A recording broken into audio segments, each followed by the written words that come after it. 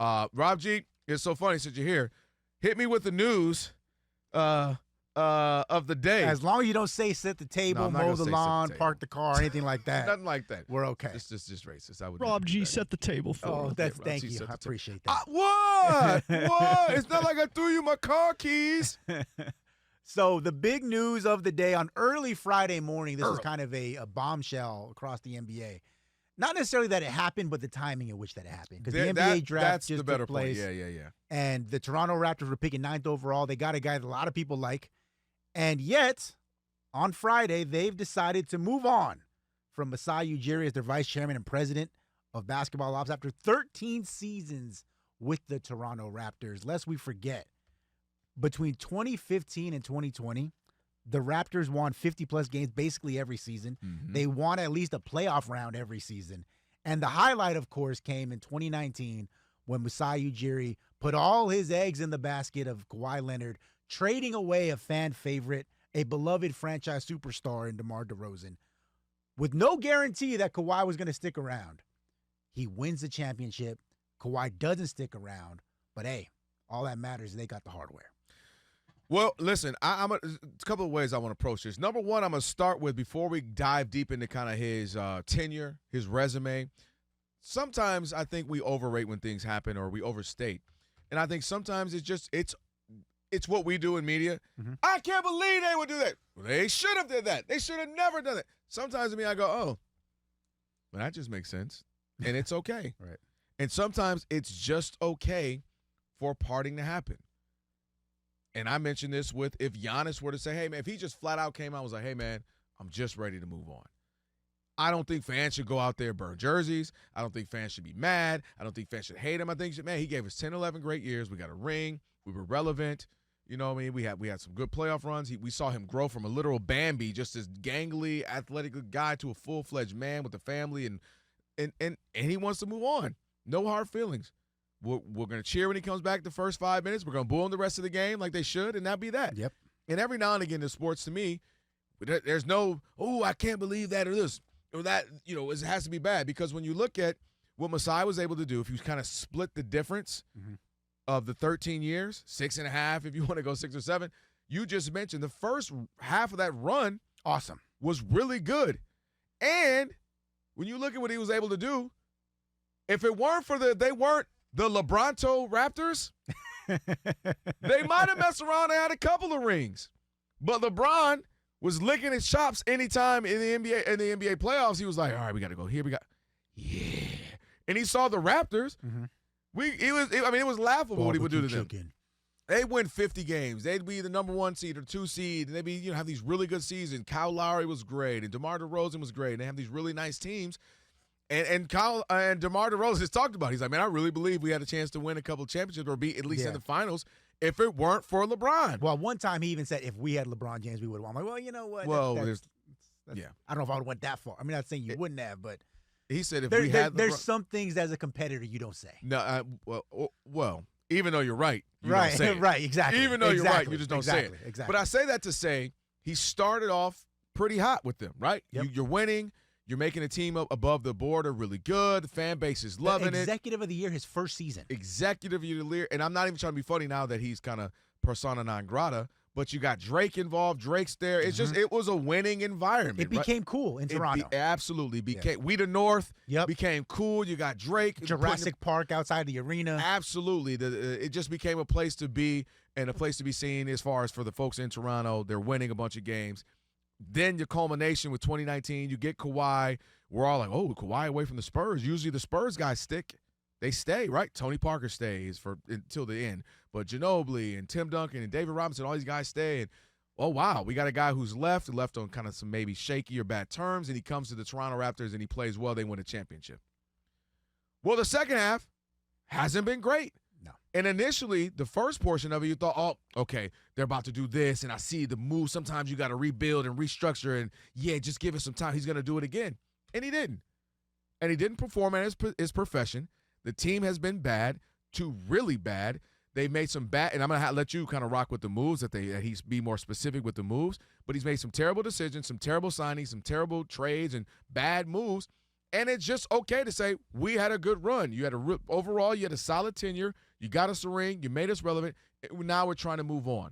And I do think, Rob G, they said, just in case there's any more Masai magic, we're going to let him do this draft real quick. Just in case he pulls one more magical move, they're going to have him do this. Make sure we get all the magic out of him before we let him go. And last thing I'll say before I toss it to you, and also people, why he's so beloved, he seemed like a great human, seemed like a great guy. People there respect him. People around the NBA community respect him, and people around the world, because the other great stuff that he was doing for basketball in Africa. If you don't know, he was a massive ambassador for the league with the NBA Africa and the stuff they were doing there. And he went out and got Pascal Siakam, and just was a great guy. And he had Serge Ibaka there as well when they won the championship run. And he was an ambassador for the league. And so he had a really good tenure the first, 6, 7, maybe even 8 years of his 13 years there. And it's time to move on. And to me, again, this doesn't have to be bad. They don't have to be the bad Raptors. They're a horrible friend. Why would they do that? That's wrong. It's just time for them to move on. Time to him for move on. And by all means, he'll probably land somewhere and do good things again. Yeah, he was great at his job to start off with. And by all accounts, is just a great guy, like a great human being. Nobody has anything but positive things to say about Masai Ujiri. Now, having said that, with all due respect, which means something super disrespectful is going to follow it. Super disrespectful. My man deserves to get fired. All right. Since that 2019 championship, here's the list of the moves that Masai Ujiri has made basking in that championship glow. He trades away Norm Powell for Rodney Hood and Gary Trent Jr. Norm Powell's a really good player. He trades away Kyle Lowry for Goran Dragic and Precious Achiuwa, which they had to attach a first-round pick later to get off the Dragic contract. Ooh. Okay. He trades a package including the number 8 pick for Jakob Poeltl, who is just a guy. He trades away Dennis Schroeder and Thad Young for Spencer Dinwiddie, who eventually had to get bought out because he was that bad, in his latest NBA stops. Yeah. This is the worst one for me. Trades away Pascal Siakam for Bruce Brown and 3 late first-round picks, none of which have amounted to anything. And, of course, you recall when Pascal got to Indiana, he said famously during his press conference, I was just in a bad place. It was a dark time, and I'm just really excited to be out of there. Okay. He trades away a first-round pick for Kelly Olynyk. I don't know if I would have done that one.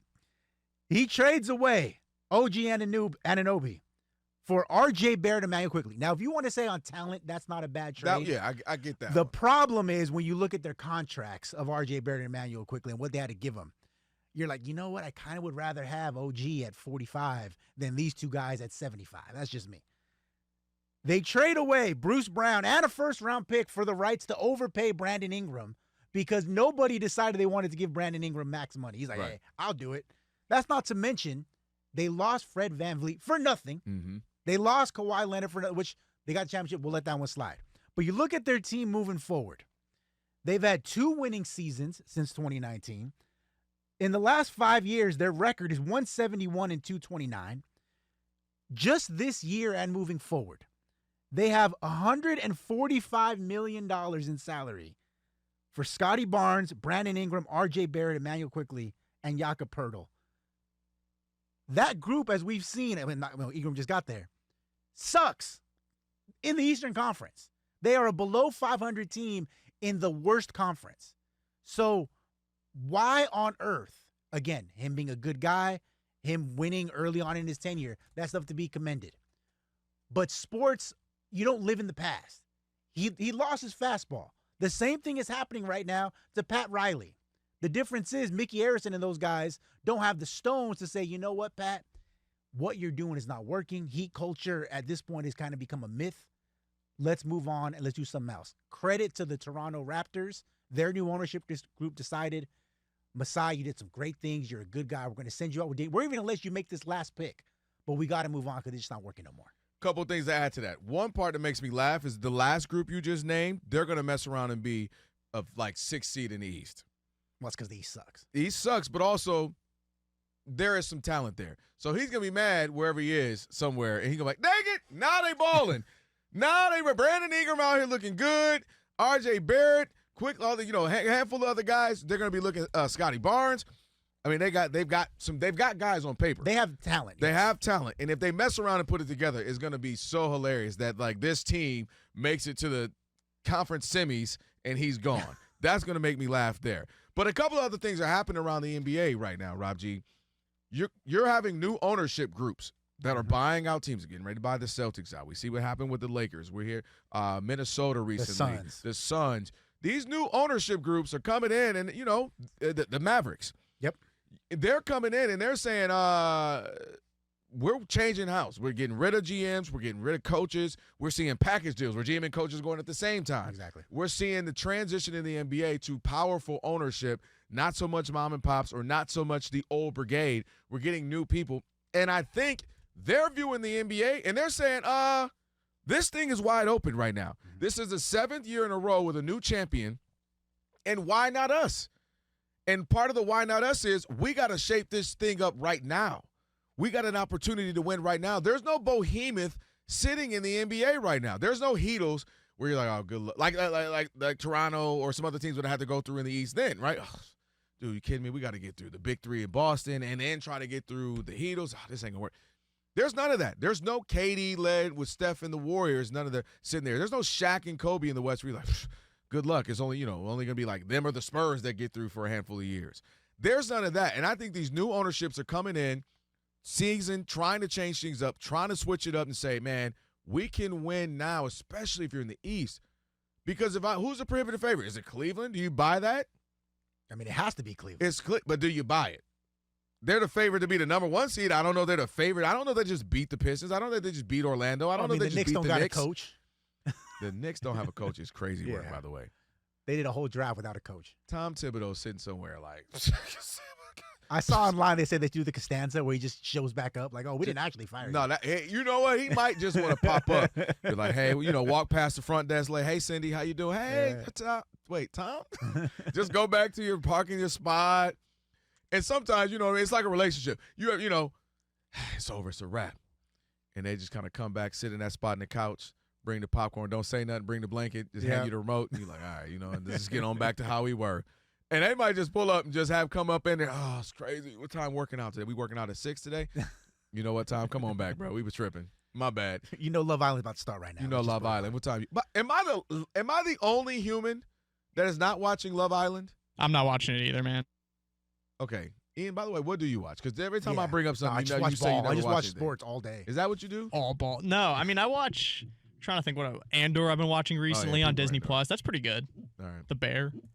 I've watched every episode of The Bear, and I still don't know if I like it or not. Yeah, I'm actually in the exact same boat. I'm still kind of undecided, and it's on season 4. After season 1.5-ish, I got enough. Yeah. All right. So I never want to be in a kitchen. Right. It's intense. That's a lot. I do like Chicago. Ooh, I do want to go get some Italian sub. Mm-hmm. I'm out. Everyone says that season 1 is like where it was actually special. Like Lee DeLapp was saying this to me the other day, and to me, it's like I'm still at the point where I don't know if I like the show. So yeah, season 1, that's all you needed. Sometimes shows go to Narcos. I didn't need Narcos 8. Right. After Pablo, maybe season 3, I was good. I didn't need Narcos. Sometimes shows don't know when to stop, and it's hard when to stop. You know what I mean? Sometimes it's okay to be a 2-season show. You don't have to go that far. Well, to your point, I'm also one of the people not watching Love Island, not because I don't want to, but because one of the only things that my wife and I these days can watch together is trashy reality TV, and we just haven't had time to watch it together. Oh, you'll get to it. So we're gonna get to it. You would, not, but I've seen like all of the Love Is Blind, all those ones. You would be in on that. Yeah. And the best part about it is you're gonna blame it on your wife. Oh, man, it's her night for the TV. No. Like you all in. But I'm like stretched out on the couch, ready, comfortable. Did you watch I don't know what the show's called, but the one where Montoya was in it, like Montoya, por favor. Do you think because I'm Mexican that I watched the one in Spanish? That's kind of messed up. Is the whole show in Spanish? Tread lightly. Where's the racist drop? Racist. Tread lightly, Ian. That didn't even air here in America. You know that, right? No, I had no idea. That's got to be racist. Jeez, Ian, you're doing your Rob quota here. Thanks for not letting me back. Make sure we get our racist quotes in. My favorite is Love on the Spectrum. Yeah. People love that show, too. I love it. You're in on that, too? I watched all 3 seasons. You and Boo? Sometimes by myself. Because I want to believe love is real and you don't have to be anyone to have it. I love it. No, what you got to watch is something called The Ultimatum. What? Oh, yeah. Where they, on purpose bring in a third party to try to break up your relationship. Stop. To see if your relationship is strong. So that's the Montoya thing, isn't it?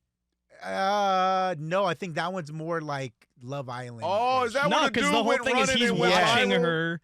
Well, cheat I on didn't him. watch the show, but That's the one where the dude went viral running Yeah. down Yes, the that's beach. what I'm saying. Yeah, and the the Montoya, lightning por was going. There. favor. Like, Yeah. oh my, okay, that dude, that was hilarious. and then it was like the thunder in the background on the beach. It was cinema. Waded into the waters. Pure cinema. That was pure cinema. I felt like that was what's the movie with Jim Carrey? It's his world. The They, Truman Show? Truman Show, because like they just put cue lightning, thunder. All right, we'll move on from that. There's also so basically both on the same page. It's just time to move on. Yes. It's okay, and That's fine. And it's fine, and he'll get a job somewhere else. He can, he's a championship. They're GM. saying he's already in line to get a job in Atlanta. Yeah, so he'll get a job somewhere else. And that's the beauty of having had some success, some track record, and obviously a championship in your back pocket that you can stay gainfully employed.